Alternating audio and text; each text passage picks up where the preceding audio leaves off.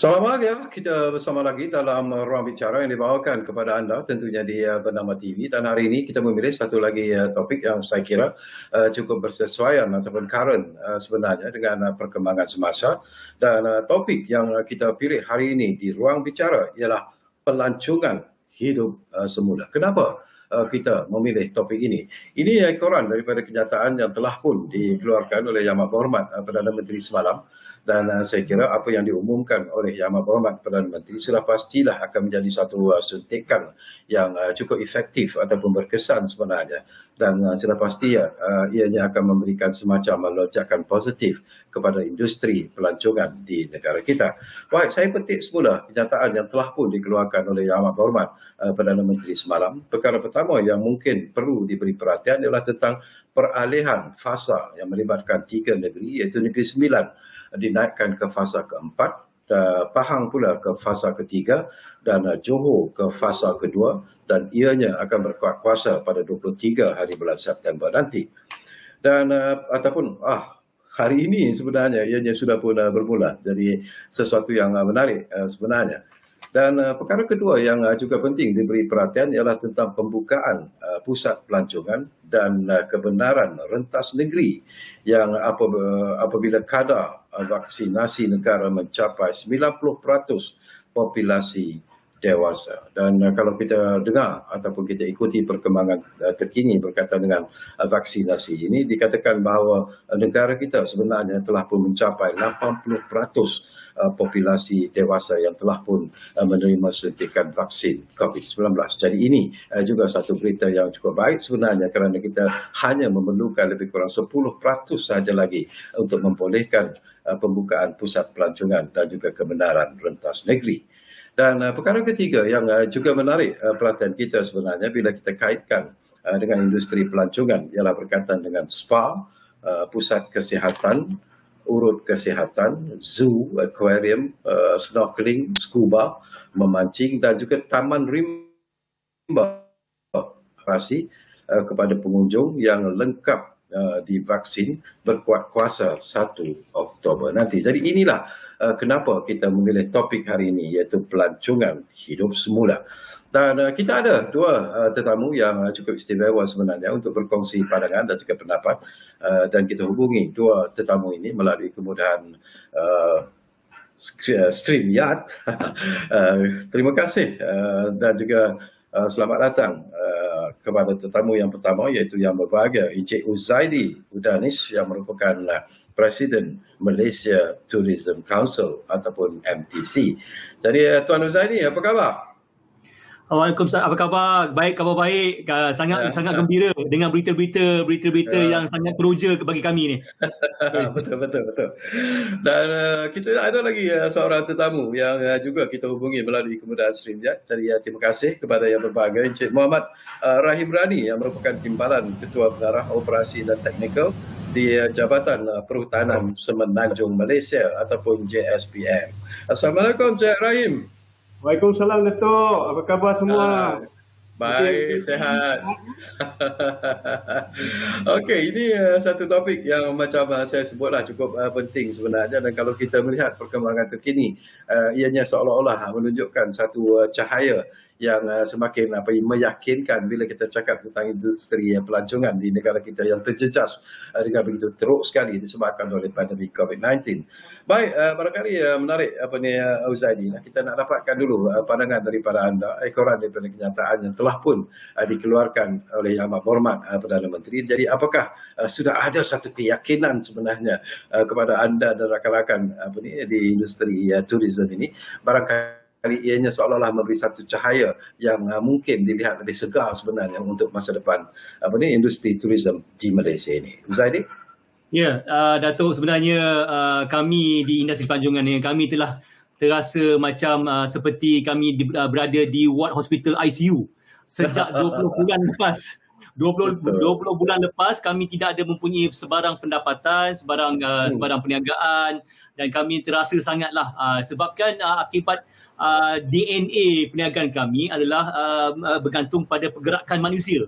Jadi apabila pergerakan manusia tidak boleh diadakan, jadi kami rasa macam tak boleh buat berniaga, tak tahu apa nak buat. Jadi disebab tu kami rasa dengan adanya berita yang telah diumumkan oleh Yang Berhormat Perdana Menteri itu, ia seolah-olah seperti pengumuman hari raya bagi kami. Hari raya bagi kami amat gembira, kami amat teruja, dan dengan adanya projek perintis gelembung pelancongan di Langkawi baru-baru ni yang telah dibuka pada 16 bulan ni, kami rasa ia adalah satu jalan langkah pertama untuk kami membuka lagi kalau boleh untuk bisnes, kita restart balik bisnes di tempat-tempat yang lain. Alhamdulillah dengan keadaan perancang di Langkawi itu kami agak gembira. Okey, Uzadi, sebelum saya dapatkan pandangan Tuan Rahim kita lah. Bila Tuan Uzadi sentuh tentang apa yang berlaku di Langkawi, ini satu lagi sesuatu yang memang dijangkakan, walaupun sebelum itu ada juga pandangan-pandangan yang bersifat negatif, ada juga rasa bimbang terutamanya apabila Langkawi dibuka semula untuk pelancongan. Tetapi apakah pandangan Tuan Uzadi sendiri, analisis anda sendiri, apakah pembukaan semula Langkawi untuk turis ataupun untuk pelancong-pelancong itu telah memberikan satu perkara ataupun satu indikasi bahawa sesungguhnya lah kita sudah bersedia sebenarnya untuk membuka peluang ataupun membuka ruang yang lebih luas untuk menggalakkan lagi turisme ataupun pelancongan di negara kita ini.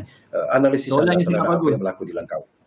Soalan yang sangat bagus yang boleh dikupas. Kalau boleh saya perlukan 2 hari 1 malam untuk kupaskan soalan ini.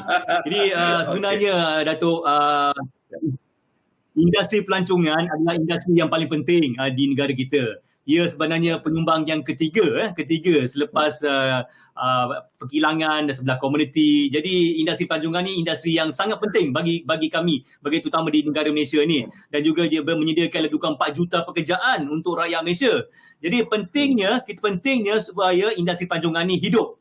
Pentingnya industri pelancongan ni segar dan juga boleh maju ke depan demi memantukan ekonomi negara. Jadi sekarang ni pandemik ekonomi kita sekarang ni, kita dalam keadaan di mana lebih realistik, di mana kita kena balance kan, kita kena imbangkan antara pandemik COVID-19 dengan pandemik ekonomi. Dan kita kena hidup berbanding yang berhormat Tuan Khairi, Menteri Kesihatan beritahu baru-baru ni, kata we have to live with the virus. Kita kena hidup bersama dengan virus ni. Jadi kita kena kalau kena hidup, kita kena lebih pandai, lebih cerdik. Virus ni lebih pandai lagi. Jadi sekarang ni kita nak lebih pandai lagi. Jadi dengan itu, dengan kita dengan adanya SOP yang telah diberi oleh pihak kerajaan, kita patut sebagai kita berbantu dengan mematuhi SOP ini. Datuk. Baik, mungkin Tuan Rahim, apabila saya mendapat nama Tuan untuk muncul dalam program ini bercakap tentang industri pelancongan, saya confused juga sebenarnya. Saya tanya produser, apa kaitan sebenarnya Jabatan Perhutanan Semenanjung Malaysia ini dengan industri turisme ataupun industri pelancongan di negara kita ini. Jadi mungkin kita dapat penerangan daripada Tuan Rahim sendirilah, apa kaitan sebenarnya JSPM dan juga industri pelancongan itu secara jelas sebenarnya, Tuan. Okey, terima kasih Datuk Sekari, saudara kita Zaidi. Berhubung dengan soalan tu, sebelum tu pertama kali saya ingin ucap terima kasihlah kepada Bernama TV kerana sudi menjemput Jabatan Perhutanan Semenanjung Malaysia, JPSM betul? Not JSPM, JPSM. JPSM. Okey. Bagi satu slot orang bicara lah. Untuk kita bincangkan berhubung dengan tajuk yang saya rasa begitu, macam kata saudara kita Cik Zaidi lah, satu topik yang begitu menarik lah sekarang untuk dibincangkan, iaitu pelancongan hidup semula lah. Jadi dalam keadaan ini, topik yang menarik ini saya rasa dia adalah kerana selaras pengumuman yang dibuat oleh Yang Amat Berhormat Perdana Menteri kita pada 22 September yang lalu lah. Jadi Datuk, berbalik kita kepada soalan yang dikemukakan tadi lah. Datuk confuse, Cik Uzadi mungkin tidaklah rasanya, sebab dalam industri ini dah lama kan. Jadi untuk itu Datuk, JPSM ni mengalu-alukanlah keputusan kerajaan membenarkan pusat atau premis produk pelancongan seperti zoo, peladangan, akuarium dan sebagainya tadi, termasuk juga Taman Rimba di beroperasi semula di semua pasar bermula pada 1 Oktober 2021. Jadi dalam hubungan ini tu, apabila kita bercakap mengenai pelancongan Taman Rimba, ianya tidak lekanglah daripada JPSM atau Jabatan Hutan Nasional Indonesia, di mana kami memang dipertanggungjawabkan ke atas perancangan, pembangunan dan pengurusan kawasan-kawasan Taman Rimba atau kini lebih dikenali sebagai hutan Taman Eko Rimba. Kalau sebelum ni kita selalu mendengar pasal hutan lipo. Hutan lipo, itulah dia hutan taman Eko Rimba dan juga hutan taman negeri. Yang mana terdapat dalam kawasan hutan simpanan kekal di semenanjung Malaysia. Untuk kekeliruan di pihak Datuk tadi berhubung dengan apa tanggungjawab kami di JPSM dengan Eko Pelancongan. Dia begini tu lah. Kalau kita melihat dalam senario yang semasa, pelancongan itu sendiri mempunyai pelbagai bidang-bidang dia. Cabang-cabang tourism dia, Eko Pelancongan. Encik Uzaidi mungkin bersetuju dengan saya lah. Dan kami di perhutanan memandangkan kami menyediakan hutan-hutan Taman Eko Rimba dan hutan taman negeri adalah untuk pelancongan hutan. Mereka Eko Pelancongan Hutan. Kita panggil Eko Pelancongan Hutan. Maksudnya pengunjung-pengunjung ataupun sesiapa yang ingin melancong boleh hadir ke kawasan-kawasan berhutan dan menjalankan aktiviti-aktiviti dalam kawasan hutan. Yang itu yang dinamakan Eko Pelancongan Hutan ataupun juga kita boleh kenal sebagai Eko Pelancongan alam semula jadi di situ.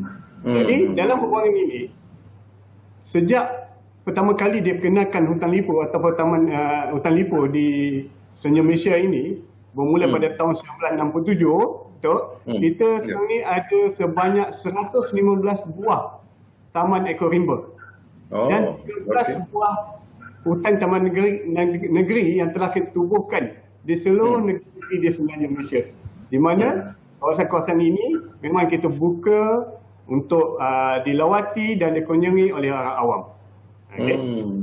Di situ. Jadi kita amat memahamilah dengan pelaksanaan Perintah Kawalan Pergerakan PKP ini, Datuk. Yang bermula kalau tak silap kita pada bulan Mac tahun 2020 yang lepas.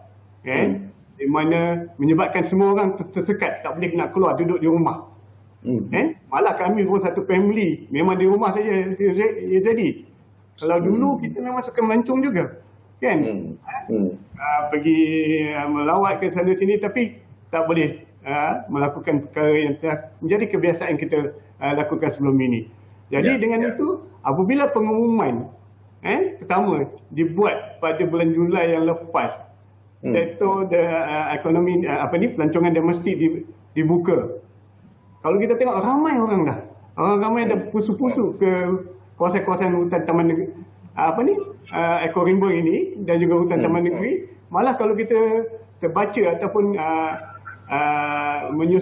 menyusuri di media-media sosial, kalau kita tengok banyak gambar-gambar yang di-uploadkan kat sana, kan? Macam contoh yang terbaru di kawasan-kawasan rekreasi di Sungai Pisang di Selangor dan sebagainya. Dalam keadaan itu kita melihat minat ataupun trend masyarakat sekarang ni, dia orang dulu kita tahu dia orang suka melancong ke pulau, melancong kepada pusat-pusat mall-mall perniagaan dan sebagainya. Sekarang ni trendnya dah berubah. Dia orang suka kepada alam semula jadi, suka melancong ke kawasan-kawasan berhutan dan sebagainya. Dan lebih-lebih lagi bagi generasi muda ni, yang generasi Y atau Z ini, yang kita tahu Gen Y, Gen Z ini yang suka aktiviti rasa. Dia orang suka mendaki, dia orang suka trekking dan sebagainya di situ. Okey. Dalam hubungan ini, Datuk, saya rasa dengan penjelasan itu saya rasa Datuk dah boleh jelas berhubung dengan di mana peranan kami di Jabatan Perhutanan dengan Eko. Okey, kita akan ketemu lagi nanti. Tuan Rahim, banyak lagi persoalan yang ingin kita kongsikan bersama. Baik, kembali semula kepada Tuan Huzaidi. Ini pun sesuatu yang menarik juga Huzaidi. Pengumuman yang juga dibuat oleh yang Berhormat Menteri Pelancongan dan Kebudayaan ataupun Budaya, iaitu tiga lagi destinasi pelancongan, iaitu Melaka, Pulau Tioman dan juga Genting Highlands. Jadi ini satu lagi perkhabaran yang mungkin menggembirakan mereka yang terlibat dalam industri pelancongan ini. Tetapi dari segi SOP, apakah ianya juga akan memberikan sedikit masalah sebenarnya dalam satu mengawal pelancong-pelancong yang akan datang nanti, dan apakah SOP yang lebih ketat perlu dilakukan seperti apa yang berlaku di Langkawi itu sendiri? Ya, Datuk, sebenarnya penyakit ataupun virus COVID-19 ni sentiasa dinamik, sentiasa berubah. Jadi SOP itu kita faham, kita kena berubah lah, sentiasa berubah. Di mana ada kalanya kita perlu ketatkan, ada kalanya kita boleh kurangkan. Jadi tapi kita tidak boleh berkurung, kita tidak boleh biarkan ataupun masalah tu kita maulah kurung di bawah di dalam rumah saja. Kita kena belajar bersama-sama dengan virus ni, belajar hidup bersama dengan virus. Jadi ini tiga destinasi yang penting bagi kami di industri pelancongan, iaitu Genting, Tioman dan juga Melaka. Dan Melaka sebagaimana kita tahu, Melaka adalah satu destinasi yang popular, terutama sekali untuk warga Klang Valley ataupun warga Lembah Kelang, dan juga Genting adalah satu destinasi di mana mempunyai pekerja lebih kurang 6,000 dengan biliknya 6,000 bilik dengan mega. Jadi ini adalah satu ekonomi faktor yang kita patut lihat, sebab Genting adalah satu consider satu destination yang boleh memberi pulang semula kepada pihak kerajaan pusat. Dan ini kita penting juga untuk lihat mana small medium enterprise. Ini dia Pulau Tioman. Pulau Tioman kita tahu banyak chalet-chalet yang dipunyai oleh peniaga-peniaga kecil dan sederhana dan juga local community. Dan ini masa yang sesuai untuk Tioman, sebab Tioman akan menghadapi masa musim tengkujuh tidak lama lagi. Jadi dengan adanya pengumuman ini kita boleh merasalah Pulau Tioman, dan insya-Allah peniaga-peniaga atau pengusaha-pengusaha di Tioman tu bolehlah merasa sedikit. Kalau tidak, mereka hanya boleh buka bulan tahun depan, bulan 4. Itu pun kalau musim tengkujuh tu boleh reda. Ini akan jadi lebih teruk lah, akan berkesan, mereka akan lebih terkesan je. Jadi tiga destinasi ini memang tiga destinasi yang bagus, dan kita harap dengan tiga destinasi kita boleh belajar lagi bagaimana kita boleh membuka di tempat-tempat yang lain lagi. Dengan SOP yang dinamik. Bila Huzaidi sebut tentang belajar lagi tentang SOP yang bersifat dinamik, saya nak minta pandangan ikhlas kepada Tuan Huzaidi lah. Melaka khususnya, memang kita tahu bahawa itu antara destinasi pelancongan yang cukup popular sebenarnya, bukan saja di kalangan rakyat Malaysia tetapi juga daripada pelancong-pelancong luar negara. Tetapi harus diingat bahawa jalan masuk ke Melaka itu ada pelbagai sebenarnya. Dan apakah itu mungkin juga, ini saya gunakan istilah mungkin juga, akan menimbulkan masalah daripada penguatkuasaan SOP yang betul-betul jitu nanti apabila Melaka dibuka semula kepada pelancong. Yalah, itu sebenarnya kalau kita lihat secara kasar, memanglah masuk ke Melaka tu ada berbagai jalan kampung ada, jalan air keruh ada, berbagai jalan untuk masuk ke Melaka. Tetapi sebenarnya kita mempunyai satu sistem yang bagus, antara sistem yang terbaiklah di dunia, iaitu sistem MySejahtera. MySejahtera ni telah memantau bukan hanya dia pergi Melaka je, pergi kedai mamak pun dia boleh memantau berapa kali check out kan. Ini saya rasa kita gunakan leverage ni. Kita leveragekan sistem MySejahtera yang dipunyai oleh pihak kerajaan, dan kita lihat bagaimana kita boleh memantau sikit. Tapi yang penting sekali kita ni kena jaga kita lah. Janganlah kita nak mengharapkan pihak berkuasa untuk jaga kita. Jangan harapkan polis nak saman kita atau pihak askar nak saman kita kan. Jadi kita kena jaga kita. Sebab ini penting untuk menjaga kesihatan kita, menjaga keluarga kita. Kita kena jaga kita lah. Jadi kita penting. Kita tengok kalau untuk ramai tempat kedai tu, ramai orang, tidak beratur dengan tidak mematuhi, janganlah pergi tempat tu. Janganlah cari-cari penyakit pergi tempat tu. Kita cari tempat-tempat yang rasa kita boleh boleh dapatkan lebih social distance dengan dengan peraturan yang bagus. Dan penyiap-penyiap industri pelancongan telah mengadaptasikan satu persigilan dipanggil Adapt My Idea yang telah dikeluarkan oleh pihak Malaysia Productive Corporation ataupun MPC, satu agensi di bawah MITI di mana setiap industri pelancongan dia tahu 7 area di mana memerlukan untuk menjaga kepentingan pelancong, kepentingan pelanggan untuk dengan SOP dia, dengan pergerakan operasi dia, dengan cara pembayaran dia, booking, cara penempahan, itu semua kita dah kaji dalam masa setahun ni. Kita dah keluarkan lebih kurang 1,500 pengiat industri telah mendapat sigilan ni. Jadi kami telah bersedia, terutama Langkawi tu menjadi satu tempat, satu destinasi yang telah kira consider towards to 100% persigilan ini, insyaAllah. InsyaAllah. Baik, Tuan Rahim, ini satu lagi persoalan yang juga saya nak dapatkan penjelasan daripada Tuan Rahim lah. Bila kita cakap tentang pelancongan hutan ini, ada satu lagi agensi yang juga dikatakan terlibat dalam perkara yang sama, iaitu FRIM. Apa bezanya di antara FRIM dan juga GPSM ini sebenarnya, Tuan? Okey, itu FRIM dengan JPSM. Kalau kita melihat sejarahnya, asal dulu FRIM ini adalah bersama dengan JPSM. Yang mana dia ada merupakan satu cabang atau wing bagi penyelidikan. Kalau tak silap saya, pada tahun 1984 kami berpecah, di mana kami solely membuat pengurusan dan pembangunan hutan. Dan pihak FRIM di Kepung sana tu, dia melaksanakan kajian-kajian atau research berhubung dengan perhutanan yang membantu bagi Jabatan Perhutanan Semenanjung untuk melaksanakan tata cara pengurusan dan pembangunan kawasan hutan itu sendiri. Dalam konteks ekopelancongan, kita faham di Jabatan Perhutanan Semenanjung Malaysia, saya kata tadi ada 113 buah taman 115 taman ekorimba yang telah dibangunkan dan 13 buah hutan taman negeri. Kami mempunyai pegawai dipanggil pegawai taman ekorimba dan pegawai hutan taman negeri di situ. Dan di FRIM dia juga mempunyai session research on ekopelancongan. Dia di sana dia lebih kepada penyelidikan, dan juga kalau kita lihat di FRIM itu sendiri, kampus dia itu sendiri menjadi satu destinasi pelancongan juga. Kalau kita tengok, pelancongan di mana itulah satu-satunya kawasan yang ditanam, yang dipulihkan daripada kawasan bekas Lombok menjadi satu kawasan hutan, dan berlakunya bidang pelancongan di sana.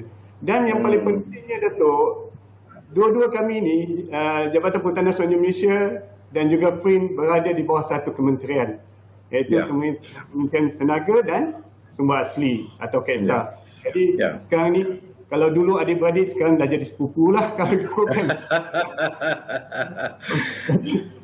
Seperti kami, teman-teman ekorimba yang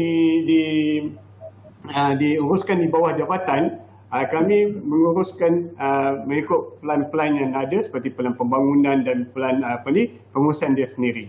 Setiap taman ekorimba dan hutan taman negeri. Dalam keadaan ini, dalam kita menyediakan plan pembangunan tadi, kita juga juga memerlukan info-info ataupun kajian-kajian yang dilaksanakan oleh pihak FRIM lah. Itulah antara kaitan kami dengan FRIM.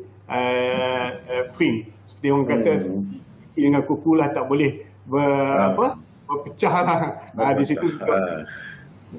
Okey, Tuan Uzaidi, kembali semula kepada isu-isu yang dibangkitkanlah. Kita menyambut, sudah pastilah saya tahu bahawa Malaysia Tourism Council juga menyambut baik sebenarnya pengumuman yang dibuat oleh Amat Berhormat Perdana Menteri, dan tentunya lah dengan hati yang terbuka juga kita menyambut apa yang disebut oleh Amat Berhormat Perdana Menteri itu sebagai sesuatu yang mungkin akan memberikan, seperti yang saya katakan, satu kesan yang cukup positif dalam industri pelancongan di negara kita. Tetapi masalah yang timbul apabila negara mengalami ataupun menghadapi pandemik COVID-19 ini adalah penutupan banyak hotel dan sebagainya. Dan apakah ini juga mungkin akan memberi impak sebenarnya kalau pusat-pusat ataupun negeri-negeri yang menjadi tarikan pelancong ini dibuka semula? Apakah anda melihat bahawa mungkin dari segi infrastrukturnya kita sudah pun bersedia sebenarnya, ataupun apakah ada hotel-hotel yang ditutup sebelum ini akan dibuka semula, ataupun macam mana pandangan Huzaidi? Datuk, sebenarnya industri panjungan ni industri kita panggil low hanging fruit. Di mana buah sudah jatuh ke tanah lah. Ya. Kita kutip aje. Bila kutip tu kita kupas, kita buat, kita makan. Dia tak perlu nak tanam pokok lah, tak perlu nak letak baja ke apa. Buah dah ada. Buah dah di atas tanah tu. Jadi kita kutip aje. Jadi industri pelancongan sebegitulah. Jadi kita dianggap sebagai low hanging fruit. Kalau industri pelancongan tu kira maju, insya-Allah negara tertentu tu, ekonomi negara tu pun maju. Kita lihat semua negara memerlukan pelancongan, membuka pelancongan. Saudi Arabia yang dikenali sebagai negara yang kaya dengan petroleum dan dengan dengan destinasi haji ataupun haji dengan umrah. Tetapi mereka juga sekarang ni memerlukan pelancong. Daripada sebelum COVID-19 pun dia memerlukan pelancong, mereka membuka negara mereka untuk pelancong-pelancong melawat negara mereka. Ini bermakna industri pelancongan tu industri yang sangat dipanggil high impact. High impact. Kita tak perlukan kos yang tinggi, tetapi mempunyai high impact. Jadi maka apabila pihak kerajaan telah membuka satu demi satu, Langkawi, insya-Allah Genting dan bersama dengan Tioman dengan mungkin kemungkinan besar ekonomi setempat tu akan maju. Kita tahu pada hari pertama di Langkawi lebih kurang 3,200 pelancong yang datang ke Langkawi. Dan kita tahu lebih kurang sekarang ni 4 hari ni, 5-6 hari ni lebih kurang 10,000 pelancong. Katakanlah satu pelancong tu dia belanja RM500 lah. Paling busuk lah. Beli coklat, beli pinggan mangkuk, beli macam-macam lah. Beli makcik Kia habis goreng pisang pun dia beli. Jadi dengan sewa kereta RM500 lah dia belanjanya. Jadi kalau katakan 3,000 pelancong belanja setiap orang RM500, ini bermakna 1.5 juta ringgit. Kita pelancong bawa 1.5 juta ringgit di Langkawi sendiri. Bayangkan kalau pihak kementerian mensasarkan lebih kurang 200,000 pelancong yang akan datang.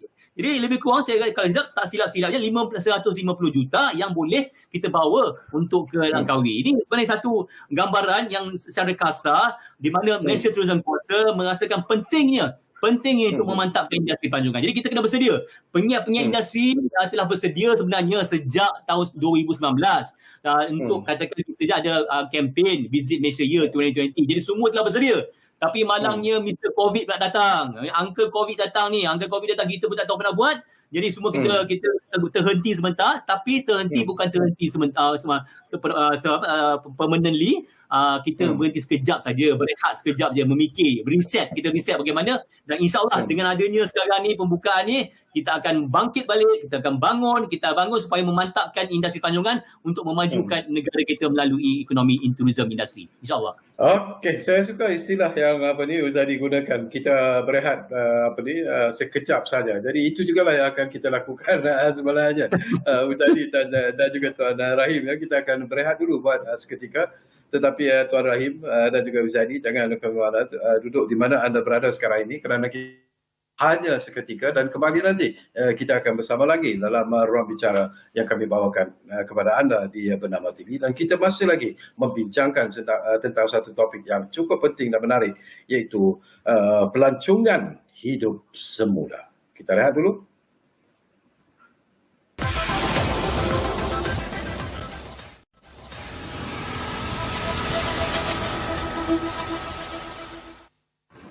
Okey, terima kasih banyak-banyak kerana anda masih lagi bersama kami di ruang bicara ini. Kita masih lagi sebenarnya bercakap tentang topik pelancongan hidup semula, dan tentunya kita masih lagi bersama dengan dua tetamu yang cukup istimewa yang menemani saya di ruang bicara kali ini, walaupun kita bersemang melalui kemudahan Streamyard. Terima kasih kepada saudara Huzaidi Udanis yang merupakan Presiden Malaysia Tourism Council ataupun MT, dan jutaan terima kasih juga kepada Encik Muhammad Rahim Rani yang merupakan Timbalan Ketua Pengarah Operasi dan Teknikal di Jabatan Perhutanan Semenanjung Malaysia ataupun JPSM. Jadi saya tak salah sebut tu, JPSM.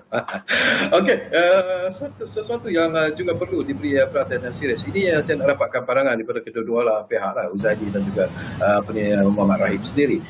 Mungkin saya mulakan dulu dengan Rahim. Psikologi yang mungkin dialami, perasaan psikologi akibat kesan psikologi yang dialami oleh rakyat Malaysia, terutamanya disebabkan oleh pandemik COVID-19. Rasa takut, rasa bimbang, rasa tidak yakin untuk bergerak daripada satu negeri ke satu negeri, terutamanya untuk pergi melancong dan sebagainya. Apakah Tuan Rahim merasakan bahawa perasaan seperti itu sebenarnya masih lagi ada di kalangan rakyat Malaysia, dan apakah itu yang mungkin akan menyekat sedikit hasrat yang ingin dicapai oleh industri pelancongan di negara kita? Pandangan Tuan Rahim dan kemudian Uzaidi juga boleh memberi pandangan tentang isu ini. Terima kasih Datuk. Usah kita kata kepada rakyat Malaysia tu, saya sendiri yang Tina pun saya rasa fobia lagi. Kita masih kita rasa COVID dulu kita menghadapi COVID ini dalam keadaan perasaan yang kita rasa okey, tak ada masalah. Tapi apabila kita telah melihat lalu rakan-rakan kita yang jauh, yang kita tak kenal, meninggalkan kita, malah sekarang ni yang hampir dengan kita pun telah pergi meninggalkan kita. Jadi ada yang kena positif dan sebagainya. Itu telah menjadi satu kebimbangan, perasaan, tekanan pada perasaan.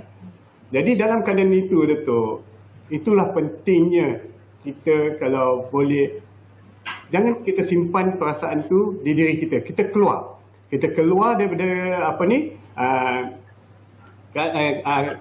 keluar daripada perasaan kita itu, mana kita lalui dalam keadaan normal baharu sekarang ini, di mana sekarang ni ambil kesempatan ke atas pembukaan kawasan ekor pelancongan, terutama di kawasan hutan itu.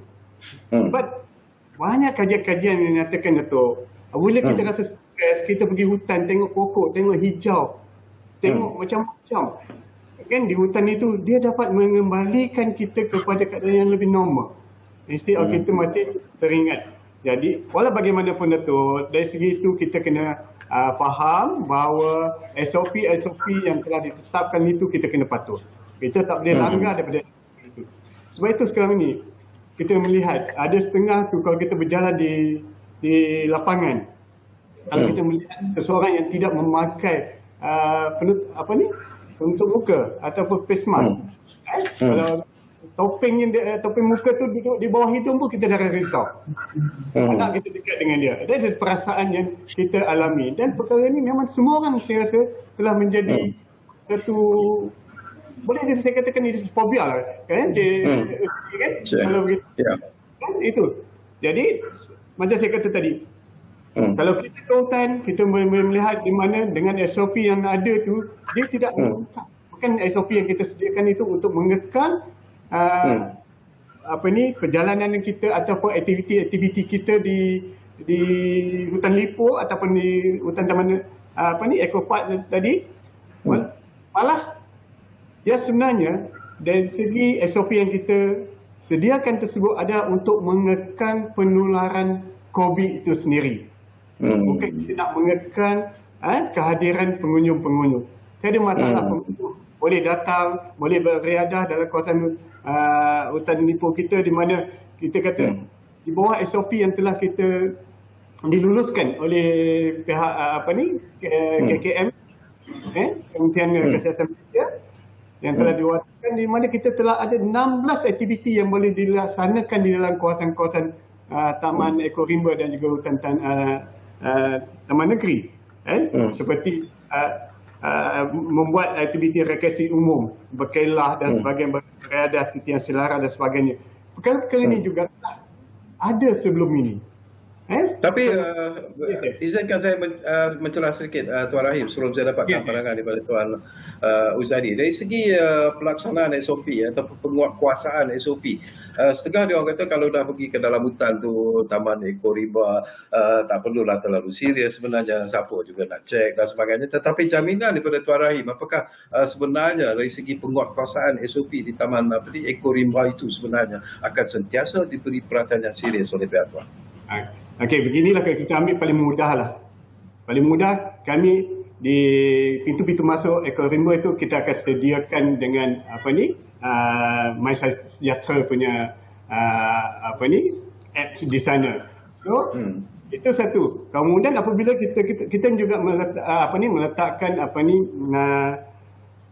kita panggil itu pengesan suhu, kan? Sekiranya suhu itu tinggi seperti melebihi kepada 37.5, memang kita tak benarkan masuk di kawasan-kawasan taman ekorimba kita. Dan di sana juga kita di bawah SOP kita juga mempunyai SOP menghadkan penjarakan. Maksudnya kita tidak boleh terlampau rapat sekiranya kita membuat aktiviti secara berkumpulan. Dalam kumpulan yang kecil atau kumpulan yang besar, kita ada jarak-jarak tersebut. And then kita dalam satu macam di hutan taman ekorimba ni, dia orang suka bermandi manda. Jadi kolam-kolam mandi naturally itu yang ada itu tidak boleh menampung begitu ramai pengunjung. Jadi di situ kita ada limit-limit di situ. Tapi yang pentingnya kita patuhi SOP tersebut. Kerana SOP hanya untuk mengekang penularan COVID, bukannya mengekang kehadiran pengunjung ke hutan Ipoh. Itulah. Okey.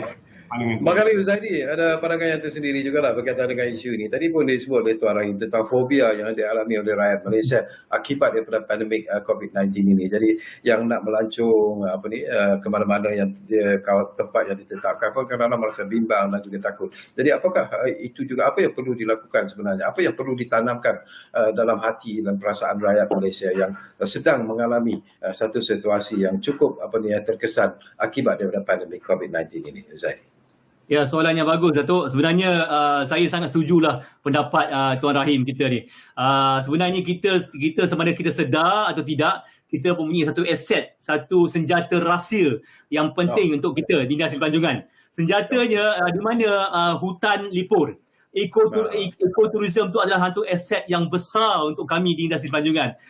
Sebelum COVID-19 ni, pelancong-pelancong terutama daripada pelancong-pelancong di negara China datang ke sini, datang menikmati hutan-hutan kita untuk apa dipanggil lung cleansing. Sebab di bandar-bandar mereka tu dia punya pollution, dia punya apa dipanggil udara dia amat tidak sihat untuk mereka, amat tidak sihat. Jadi antara package yang popular dari Malaysia ialah kita panggil lung cleansing, pembersihan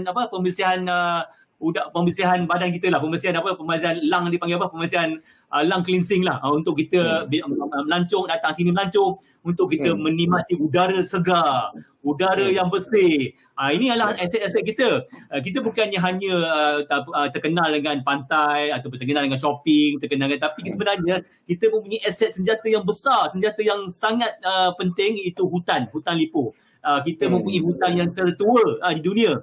Sebelum ini rakyat Malaysia ataupun pelancong-pelancong domestik agak kurang pergi ke Taman Negara. Contohnya lah Taman Negara sebagai tuan-tuan. Sekarang ni bila kita tengok pandemik ni, ramai pula yang pergi melancong ke Taman Negara. Kita pun rasa pandemik betul ke dia pergi Taman Negara?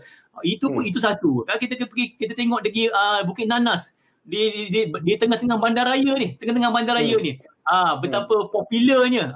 Kita tak sedar sebenarnya kita ada hutan yang sangat kita panggil hutan asli lah di tengah-tengah bandaraya Kuala Lumpur. Tidak ada lah di negara-negara lain.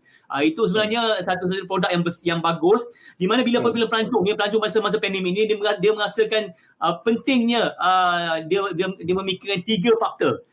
Tiga faktor dia apa dia? Satu dia cost. dia punya harga, dia punya kos dia. Jadi kalau dengan dia pergi Nanas, pergi Frame, pergi Taman Negara, dia boleh mampu, boleh pergi mampu dengan berehat, beriadah. Baru-baru ni dengan Sungai Pisang, of course Sungai Pisang tu kita kena tengok keadaan SOP dia. Tetapi kita lihat kos, dia punya kos dia punya perbelanjaan dia. Itu yang penting tu. Jadi pelancong sekarang amat kritikal. Dia tengok kos, bila nak pergi melancong dia tengok kos. Yang kedua dia tengok sama ada safety ataupun keselamatan. Dia tengok keadaan tu tempat dia rasa macam rasa tak boleh ni, ramai ni dia tak pergilah, dia pergi. Yang ketiga dia tengok pengalaman. Jadi pengalaman ni, yang ini kita kena tengok hutan-hutan di Malaysia ni penuh dengan pengisian, kita boleh cerita penceritaan, kalau kata tour guide dia kata penceritaan. Di Endah Rompin kita mempunyai satu spesies yang di luar negara pun tidak ada, iaitu semut. Semut pun boleh orang-orang suka dan datang ke Endah Rompin, dia tengok semut gergasi. Di mana rupanya di dunia ni lebih daripada 20 juta rakyat dunia amat gemar lihat semut. Jadi kita mungkin semut yang unik di dunia ni. Jadi ini aset-aset yang rasa bukan hanya Tongkat Ali, bukan hanya Cipta Timah saja, tapi kita mempunyai aset hutan yang sangat sangat menarik untuk pelancong-pelancong di masa sekarang ni selepas post pandemic COVID-19 ni. Datuk.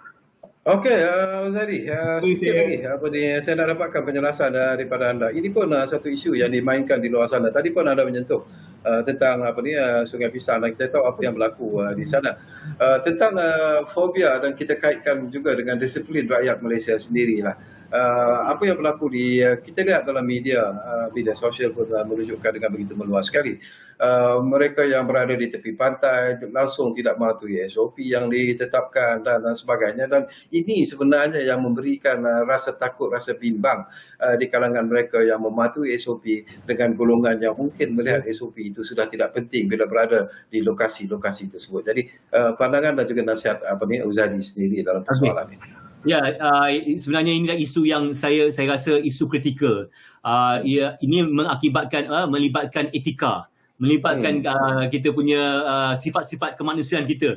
Kita tahu rakyat Malaysia ni lemah lembut, suka tetapi kadang-kadang kita malu nak tunjukkan, kita malu nak praktikkan, kita nak angkat sampah yang depan mata kita pun agak mungkin malu ke, ataupun tidak malas ke apa ke, saya tak tahu. Tapi sebenarnya inilah realiti kita. Apabila kita lihat di pantai-pantai dia penuh dengan plastik-plastik, penuh dengan minuman-minuman, tim minuman ni. Ini menggambarkan kita punya culture kita. Jadi saya haraplah di mana ini akan mengakibatkan kalau dibuka buka border ataupun kita punya sempadan ke pelancong antarabangsa. Pelancong antarabangsa lihat dia tengok apa ni rakyat Malaysia ni kotor, tak jaga kebersihan, suka buang sampah mana-mana merata, suka tidak. Jadi ini satu yang tidak sihat. Jadi saya haraplah kita kena bertanggungjawab pelancongan ni, industri pelancongan ni amat mengharapkan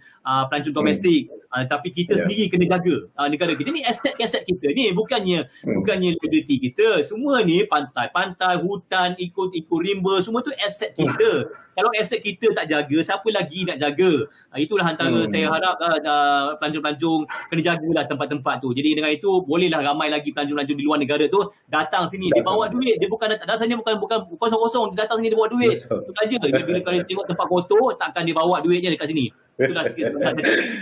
Okey, bila Uzadi sebut tentang duit, ini pun satu isu yang penting dan menarik juga lah. Rahim, kita keluar sedikit daripada tanggungjawab anda di JPSM ini. Kita nak cakap tentang industri tourism secara general sebenarnya. Apabila pandemik COVID-19 ini melanda negara kita, kita tahu antara sektor yang paling terjejas adalah industri pelancongan itu sendiri.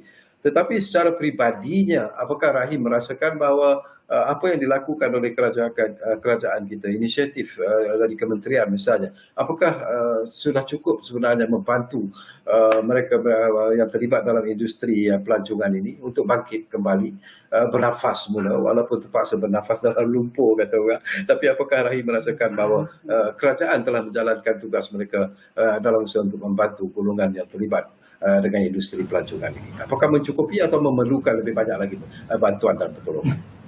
Ya, Datuk. Kita kena pegang pepatah Cina kata, jangan kita bagi ikan kepada seseorang tapi kita bagi pancing supaya dia boleh dapat lebih ikan kalau dia memancing.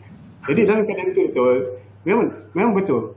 Kita akan ada setengah-setengah pendapat mengatakan perlu lagi kita bahagi. Tapi dalam satu keadaan pula kita perlu melihat juga di pihak kerajaan. Di situ. Of course kita sedia maklum bahawa industri pelancongan, saya suka kalau Datuk suka kata keluar daripada kebiasaan saya, tapi saya suka di industri saya iaitu ekopelancongan hutan. Kalau kita melihat pembangunan taman-taman ekorimba dan juga hutan taman negeri yang mana menyediakan produk-produk ekopelancongan hutan itu bukannya sendiri di jabatan. Kita juga ada rataian-rataian lain seperti contoh, kiranya kita ada satu kawasan taman ekorimba. Pengunjung yang datang, ada pengunjung daripada luar yang datang, dia bermalam. Kita ada di sekitar itu adalah homestay. Kita kreakan bersama dengan komuniti sebagai penyedia-penyedia perkhidmatan sokongan seperti homestay, chalet, tempat penginapan yang lain, begitu juga penyediaan makanan, pengangkutan dan sebagainya. Sebagai satu contoh, saya boleh tarikkan semasa saya di hutan Lippo Sekayu di Terengganu. Pada masa itu adalah waktu pandemik kita tutup hutan Lippo tersebut. Dan ada satu couple daripada Europe, dia datang terus sampai ke sana, dia tengok hutan Lippo telah ditutup. Jadi kita memberi penerangan dan sebagainya. Dan dia kata, okey, dia tak dapat masuk, dia keluar. Bagaimana dia perlukan pengangkutan untuk keluar? Because dia datang dengan taksi sebentar tadi, taksi itu tinggalkan dia di hutan Lippo, and then dia tak ada kenderaan. Jadi di situ kita dah boleh create satu sokongan daripada komuniti yang menyediakan perkhidmatan kenderaan pengangkutan tadi, membawa pelancong tadi keluar ke Kuala Berang, Bandar Terhampir untuk dia bas ke Kuala Lumpur semula. Jadi dalam keadaan itu, seperti saya kata tadi, apabila kita membuka peluang yang diberikan oleh kerajaan sekarang ni untuk membuka aktiviti-aktiviti di hutan-hutan Lippo ini, kita telah juga membuka menjana peluang-peluang pendapatan bagi komuniti tempat. Dalam keadaan sekarang kita di jabatan, kita bersama dengan kementerian, melalui peruntukan yang diberikan ke kementerian, kita telah membuat program-program reskilling dan upskilling kepada komuniti. Maksud macam mana nak menyediakan makanan, nak menyediakan penginapan, dan juga malah yang pentingnya adalah untuk menyediakan profesion maling gunung perhutanan. Di mana maling gunung perhutanan ini merupakan guide-guide yang dibenarkan untuk membawa pelancong masuk ke hutan atau mendaki di kawasan-kawasan hutan taman negeri ataupun taman ekopark tadi. Jadi dalam keadaan ini, kita macam saya kata tadi, kita tak perlu bagi ikan, kita perlu bagi pancing. Jadi dalam keadaan itu, komuniti setempat boleh meneruskan kesinambungan atau menjana pendapatan mereka kembali. Jadi dalam keadaan itu, walau bagaimanapun apa yang kita lihat, semenjak penutupan dahulu, kalau kita tengok the income yang ada di hutan Taman Ekorimba Kuala Lumpur di Bukit Nenas, bagi tahun sudah kita boleh untuk fees masuk saja, untuk bayaran masuk, tiket masuk, kita mengumpul sebanyak hampir 0.8 juta atau 800,000 ringgit untuk tempoh 8 bulan untuk tahun lepas, termasuk juga tempoh penutupan lah. Dan pada tahun ini, apabila kita menutup penuh, hasil yang dikolek oleh Jabatan Perhutanan Wilayah Persekutuan cuma dalam 10,000 hingga 20,000 saja. Jadi dalam keadaan itu, apabila peluang-peluang begini dibuka, boleh diteruskan diambil peluang oleh pengunjung-pengunjung ataupun penggemar-penggemar untuk merekreasi di kawasan-kawasan hutan. Dari segi aspek keselamatan saya rasa tidak perlu kita risau, di mana kemudahan-kemudahan kami di hutan-hutan Lipur, di taman negeri, kita akan membuat kawalan pembersihan dan nyah kuman setiap kali kawasan itu dibuka. Macam contoh, sekarang ni kita sudah boleh open kepada negeri untuk membuka kawasan-kawasan hutan Lipur mereka, dan kita sekarang ni sedang membuat kerja-kerja sanitasi untuk semua peralatan, membaiki peralatan-peralatan yang sedia ada. Di malah di bawah projek Pemekasan, apabila hutan Lipur ni dijangka akan dibuka semula, di bawah projek Pemekasan kita mendapat peruntukan sebanyak 7.5 juta ringgit untuk melaksanakan 26 projek infrastruktur di hutan-hutan Lipur kita. Jadi dalam keadaan itu kita melihat dengan pembukaan hutan Lipur, kebenaran beroperasi, dia menyediakan peluang-peluang pada peluang pekerjaan semula dan juga kepada penjanaan pendapatan setempat. Okey, kita hampir di penghujung sebenarnya Uzadi, tak banyak lagi masa yang tinggal, lebih kurang 4 minit saja lagi. Barangkali dalam persoalan yang samalah, apakah mungkin juga secara ikhlasnya Uzadi merasakan bahawa mungkin pihak kerajaan melalui Motex sendiri, melalui kementerian sendiri seharusnya lah setakat ini telah pun banyak membantu sebenarnya dalam usaha untuk memulihkan semula industri pelancongan di negara kita ini. Tetapi adakah perkara-perkara lain lagi yang perlu dilakukan oleh pihak kerajaan, khususnya hasil daripada rungutan, hasil daripada pandangan, hasil daripada apa yang diluahkan oleh mereka yang terlibat dalam industri pelancongan? Apa improvement yang perlu dilakukan oleh kerajaan? Okey Datuk, alhamdulillah di bawah pembinaan Yang Amat Berhormat Perdana Menteri dan juga bersama dengan Menteri Pelancongan, kami sentiasa, industri players sentiasa membuat engagement. Membuat engagement bersama dengan pihak kementerian. Kita perlu sebab di bawah di pandemik ni kita perlu kolaborasi. Kita tak boleh kerja sama, kita tak boleh kerja sendiri-sendiri, kita tak boleh kerja short sendiri. Jadi pihak industri bersama dengan pihak kementerian telah mengadakan berbagai-bagai engagement, bukan saja Kementerian Pelancongan saja tetapi juga dengan kementerian-kementerian lain. Kementerian baru-baru ni bersama dengan Yang Berhormat Tengku Zafrul, Menteri Kewangan, yang baru-baru juga kita juga buat engagement dengan KP Tan Sri Syab Nur Hisham daripada Kementerian Kesihatan. Kita perlu ada engagement supaya kita faham apa cabaran terkini, apa kekangan, apa yang boleh kita bantu. Kita lihat industri pelancongan ni industri yang besar. Perlu industri ni telah dimajukan sejak tahun 80-an. Kita mempunyai Akta Pelancongan 1992. Dah lama dah. Jadi dengan insya-Allah pihak kementerian akan mentengok, revisit balik sama ada Akta Pelancongan ni masih valid atau tidak. Sebab banyak benda yang masa 1992 tu tidak ada, tapi sekarang ni ada, terutama dengan yang MB, dengan ada macam-macam caravan, kita ada glamping, dengan hutan-hutan ni semakin lama semakin popular. Kita perlukan satu ekosistem yang sihat. Jadi tahun lepas kita telah mengadakan Gold Summit, dan kita mendapati kita perlu reset tourism dengan 5R. 5R. Apa dia 5R? Kita perlukan produk yang segar, yang bugar, yang baru. Kita perlukan lihat research, penyelidikan apa pasaran yang terbaru sekarang ni, siapa pasaran ni, siapa nak datang sini. Kita boleh harapkan kumpulan pelancong daripada besar-besaran daripada negara luar. Kita perlu tengok lihat apa yang pelancong datang. Yang ketiga, tengok pemasaran. Kita perlu digital. Kita boleh adapt digital ni. Because digital amat penting.